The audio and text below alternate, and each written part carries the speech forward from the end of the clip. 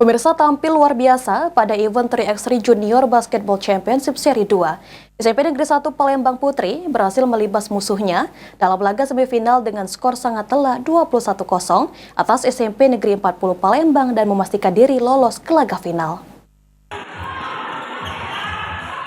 Pertandingan seru terjadi antara SMP Negeri 1 Palembang menghadapi SMP Negeri 40 Palembang. Dalam event 3x3 Junior Basketball Championship Seri 2, SMP Negeri 1 Palembang tampil sangat baik, sehingga bisa melibas musuh dengan skor sangat telak, yaitu 21-0. Naomi, pemain SMP Negeri 1 Palembang, mengatakan sangat senang dengan hasil yang mereka raih, serta menjelaskan kunci kemenangan mereka sehingga berhasil menang dengan skor yang sangat telak.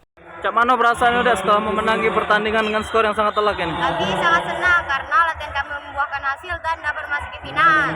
Kunci kemenangannya sendiri apa? Kunci kemenangan kami biar bisa juara satu. Lanjut latihan lagi, habis itu mengontrakkan timnya, terus berdoa juga. Nah, untuk harapan dan targetnya sendiri apa?